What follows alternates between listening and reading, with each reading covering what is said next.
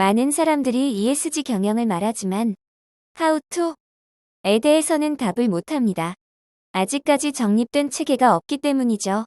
이런 상황에서 우리나라 중소기업에 나아갈 길을 찾아보고자 글로벌 선도 기업의 사례를 분석해보면 어떨까 합니다. 2022년 12월 말 콜라보 뉴스 주관으로 국회의원회관에서 정책 토론회가 열렸습니다. 탄소 중립 NBG는 글로벌 기업의 ESG 경영 사례 분석과 ESG 적용 방안 모색을 발표했습니다. 이를 정리하여 업로드합니다. 먼저 자본주의 시스템과 ESG의 딜레마를 볼 것입니다. ESG 경영을 정확히 이해하려면 자본주의 시스템을 살펴봐야 합니다. ESG 경영 사례는 스포츠 의류기업 나이키, 아웃도어 파타고니아, 식품회사 네슬레, 생활용품 유니레버, IT기업 시스코 등을 개괄하겠습니다. 마지막으로 ESG 경영을 도입하려면 어떻게 해야 하는지를 말씀드리겠습니다. ESG 경영은 기업의 지속가능한 성장을 위한 정책이며 ESG는 지속가능한 경영을 위한 기업의 사회적 역할을 강조하고 있습니다. ESG는 인바이런멘탈 환경 경영 가장 중요하죠. 소셜 리스폰시빌리티 사회적 책임, 가버넌스 투명한 지배구조의 약자입니다. 세계 최대 자산 운용사 블랙록의 CEO 레디 핑크는 강조했었죠. 기후위기는 투자위기다. 석탄 발전에 의한 전력을 40% 이상 사용하는 기업에는 투자하지 않겠다. 이 말은 전 세계 기업들에게 충격파를 던졌었죠. ESG 경영은 자발적인 착한 기업 캠페인이 아닙니다.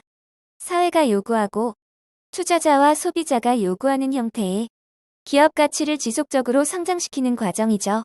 이제 ESG 경영은 각국 정부 및 투자자가 요구하는 사회적 규범이 되고 있습니다. 다시 한번 강조하지만 ESG 경영은 기업 경영의 새로운 패러다임이 되었습니다. 하나씩 살펴보시죠. 1장은 자본주의 시스템과 ESG의 딜레마입니다. 너무 거창한 주제가 아닌가 생각됩니다만 ESG를 이해하기 위해 필요하다고 생각합니다. 자본주의의 특징을 볼까요? 자본은 본질적으로 더 많은 돈을 벌기 위해 존재합니다. 자본은 끝없는 자기증식의 속성을 갖고 있습니다. 이윤 극대화를 추구할 수밖에 없습니다. 소비를 제도화 강제하죠. 모든 기업의 고민은 어떻게 돈을 키울 수 있을까? 어떻게 더 많은 이익을 남길까? 어떻게 더 많이 사게 만들까? 입니다. 지속가능한 경영이란 다시 말하면 지속적으로 더 많은 돈을 벌 수 있는 시스템을 만드는 것입니다.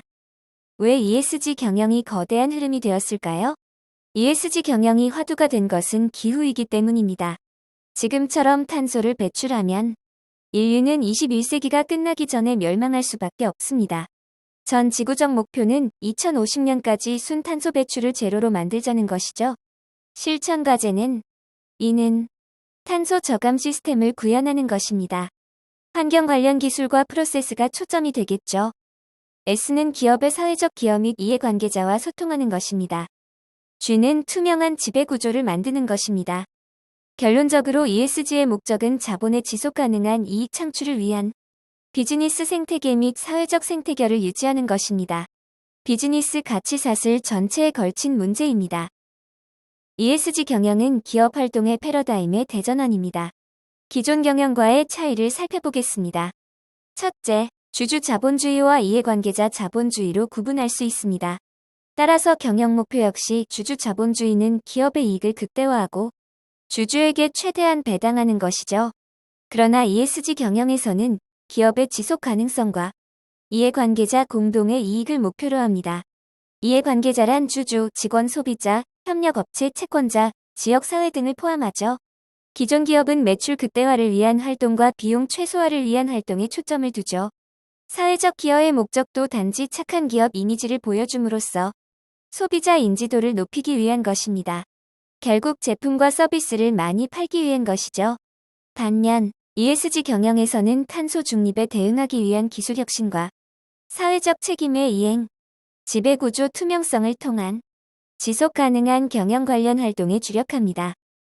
둘째, 경영평가 지표를 보면 재무적 지표와 비재무적, 사회적 지표를 중시하는 것으로 구분합니다. 지금까지 기업은 매출이 높고 영업이익이 많은 회사가 좋은 평가를 받았습니다.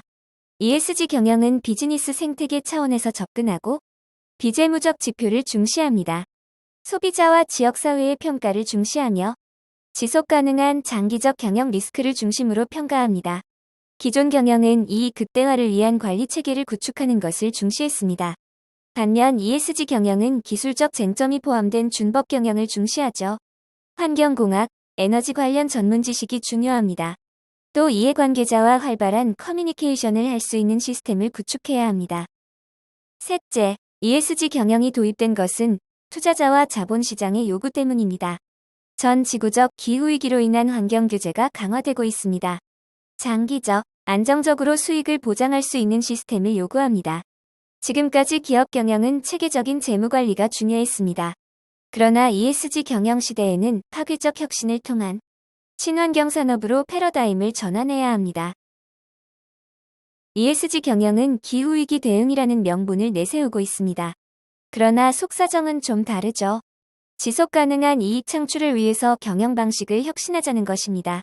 ESG를 이데올로기라고 말하는 이유는 새로운 무역 장벽으로 등장했다는 것입니다. 또한 글로벌 리딩 기업들이 후발자의 추격을 뿌리치기 위한 것입니다.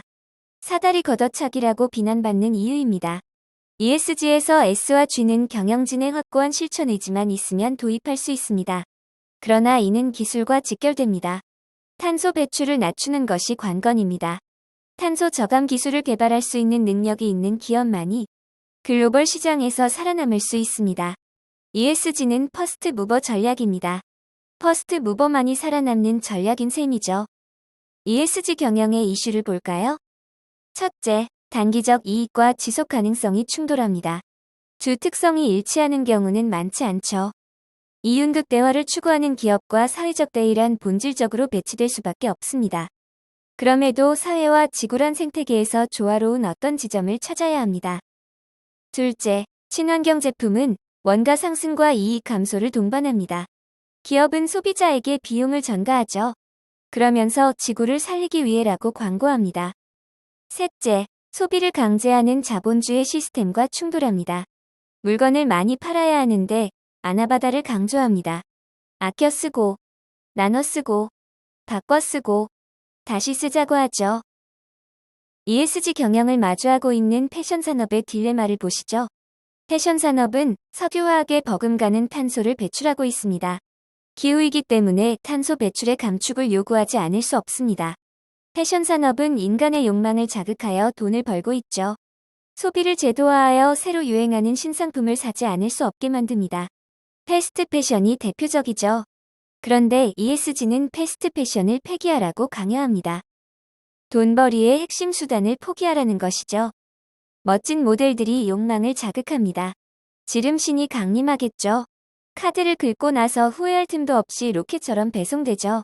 옷은 보통 6개월 전에 대량 생산하죠. 대대적인 광고를 쏟아냅니다. 지난해에 산 옷은 몇 번 걸쳐보지도 않았는데 이미 유행에 뒤떨어진 쓰레기가 되고 말죠. 쇼윈도우로 자꾸만 눈이 갑니다. 글로벌 명품을 생산하는 패션업체도 기후위기 앞에서는 어쩔 수 없습니다. 탄소 저감에 대한 정부나 시민운동단체의 압박을 강하게 받고 있습니다. 많은 기업들이 ESG 경영을 도입하고 있습니다. 탄소 저감 소재를 개발하고 패션 폐기물을 활용한 소재도 개발하고 있죠. 폐기물 발생을 줄이거나 재활용하기 위해 노력하고 있습니다. 생분해성 소재도 개발하고 있고 생산부터 유통에 이르는 전 과정에서 탄소 배출을 감축하기 위한 시스템을 도입하고 화석연료가 아닌 재생에너지 전력을 사용하고 있습니다. 아리백 달성 때문이죠. 이제 본격적으로 글로벌 기업들은 ESG 경영을 어떻게 시행하고 있는지 알아보겠습니다. 피상적이긴 하지만 도움이 많이 될 것입니다. 먼저 ESG와 관련하여 온갖 구설수를 타고 있는 나이키부터 보죠.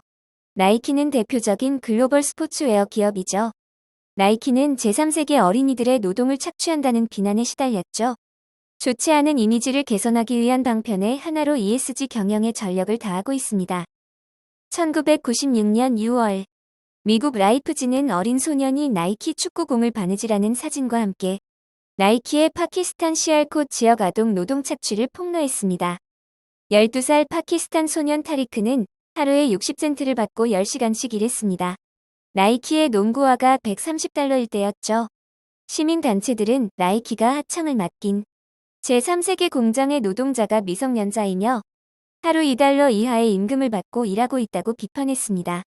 뿐만 아니라 열악한 작업 환경으로 인해 공장 노동자들이 유해물질에 노출될 위험에 처해 있다고 성토했죠. 나이키는 이러한 비판에 대해 직접 소유하지 않은 공장의 작업 환경에 대해 우리의 책임은 없다고 대응했습니다. 나이키의 악몽은 계속되었죠. 베트남 공장에서 유독물질이 배출된 사건이 발생했습니다. 1997년 11월 나이키 하청업체인 베트남 공장에서 유해물질이 검출된 사건이 뉴욕타임스에 보도되었습니다. 한국 태광실업의 베트남 공장인 태광비나였죠. 유독물질인 톨루엔이 현지 법정 기준치의 최대 177배까지 초과 검출된 것이죠. 톨루엔에 장기간 노출되면 두통 및 어지럼증, 기억력 장애를 일으키는 등 신경계에 유해한 영향을 미칩니다. 유엔 국제암연구소는 톨루엔을 발암성 등급 3군으로 분류합니다. 태광비나 공장은 1996년 12월 당시 평균 연령 18에서 24세 9,200여 명의 직원이 매월 40만 켤레의 운동화를 만들었죠. 일부 작업장은 직원 165명 중 128명이 호흡기 질환을 앓고 있었고요. 나이키는 이미지 쇄신을 위해 많은 노력을 했습니다. 1998년 안전과 건강, 경영자태도, 인력 개발, 환경 관련 지침을 제정했습니다. MLP, 매뉴팩처링 리더십 파트너를 도입해 평가 기준에 부합하는 기업에만 하청관계를 유지하겠다고 했습니다. 이 정책의 한계는 하청공장은 거래관계를 보장해주지 않기 때문에 노동권 보호에는 미온적일 수밖에 없다는 것이죠. 나이키는 엉크, UN 글로벌 콤팩트에도 적극적으로 참여했습니다. 엉크는 인권, 노동, 환경, 반부패 4개 분야의 10대 원칙을 기업의 운영과 경영 전략에 적용하고 지속 가능성과 기업 시민의식 향상에 동참할 수 있도록 권장하는 국제기구입니다. 나이키는 탄소 제로 전략도 발표했습니다. 2019년 무브 투 제로 캠페인을 시작했죠. ESG 경영으로 탄소 제로 목표에 박차를 가하고 있습니다. 2030년까지 나이키가 운영하는 시설에서 발생하는 온실가스 배출량을 65%까지 줄이고 글로벌 공급망에서 탄소 배출량을 30% 감축하는 목표를 발표했습니다. 나이키는 재활용 원사를 사용하여 탄소 배출량을 최대 50%까지 줄이고 있다고 보고합니다. 무브 투 제로는 나이키의 친환경 캠페인이죠. 나이키는 폐기물을 소재로 한 스페이스 EP를 개발했습니다. 운동화 한 켤레를 만들 때 발생하는 탄소의 양은 약 12kg, 자동차를 45km 운전할 때 발생하는 탄소의 양과 맞먹죠. 스페이스 EP의 탄소 발생량은 약 3.7kg이므로 획기적인 탄소 저감 소재인 것은 확실합니다. 나이키는 1990년대 후반부터 탄소 저감 소재를 개발하였고 제조 과정에서 나오는 폐기물과 더 이상 쓸 수 없는 제품들을 새 제품의 소재로 활용하고 있습니다. 또한 나이키는 다양한 재활용 소재를 개발하고 있습니다. 재생 폴리에스터 원사를 사용한 신소재 플라이니트를 개발했고 플라스틱 물병이나 버려진 어망 같은 쓰레기를 재활용하고 있죠. 한편 제품을 포장할 때 사용하는 충진제의 사용을 줄이고 있습니다. 나이키 역시 탄소 제로에 도전하고 있습니다. 바이오 소재를 개발하여 저탄소 탈플라스틱을 시도합니다. 정확히 말하면 2020년 출시한 스페이스 EP 같은 제품은 일종의 마케팅 이벤트에 불과합니다. 나이키는 생명공학 회사인 뉴라이트 테크놀로지스와 공동으로 바이오 기반 소재를 개발했습니다. 해양 생물을 재료로 한 에어카본을 개발했죠. 에어카본은 여러 번 재활용이 가능한 생분해 폴리에스터죠. 섬유와 시트뿐만 아니라 고체 모양에 이르기까지 다양한 형태로 제품을 만들 수 있습니다.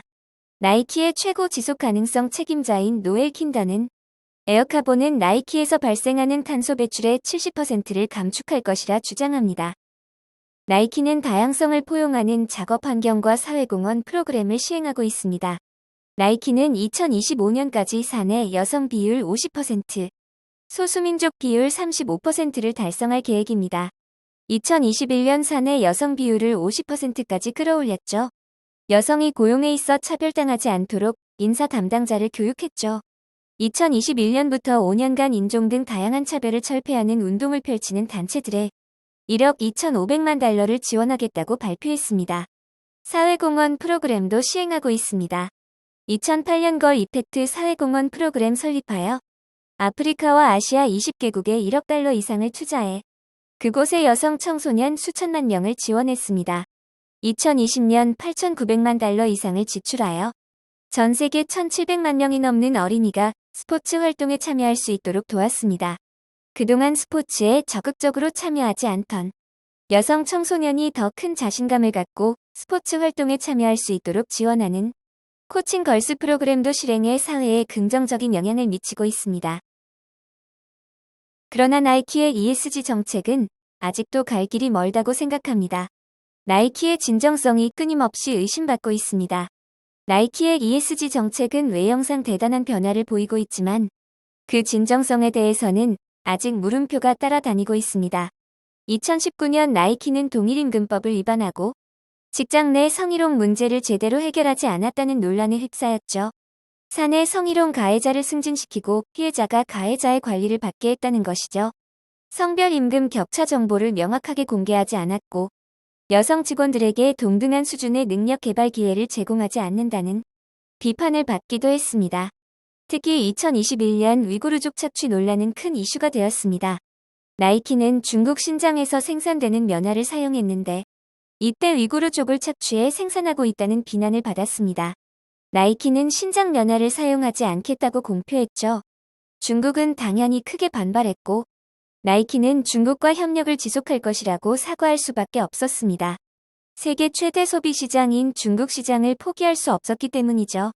미국과 유럽의 소비자들은 나이키를 비난하고 있는 건 당연하고요. 참고로 제3세계 노동력 착취에 대한 논쟁을 잠시 짚고 넘어가죠. 선진국과 글로벌 거대 기업들이 제3세계 민중을 착취하여 부의 양극화를 극대화하는 자본주의의 비인간적 실태라고 보는 입장이 일반적입니다. 반면 선진국과 후진국이 각각 비교 우위에 있는 제품을 생산, 각자의 부를 극대화하는 합리적 국제분업 체계라는 주장도 있습니다. 주로 자유주의적 경제학파의 주장이죠. 어쨌든 UN 같은 국제기구에서 제3세계의 목소리가 커짐으로써 공정무역에 대한 요구가 높아지고 있습니다. 한편 선진국 내 양심적 시민운동, 소비자 단체의 인권운동, 공정무역 운동에 의해 제3세계 노동력 착취 실태가 개선되고 있다고 생각합니다. 다만 일부의 목소리이긴 하지만 아동노동 금지 운동은 제3세계의 열악한 경제 현실을 모르는 배부른 소리라는 주장도 새겨들어야 합니다. 그나마 주어진 일자리마저 사라지면 그들은 누가 먹여 살리냐는 것이죠. 그렇다고 아동 노동 착취 같은 비인간적 실태를 방치하는 것이 바람직할까요?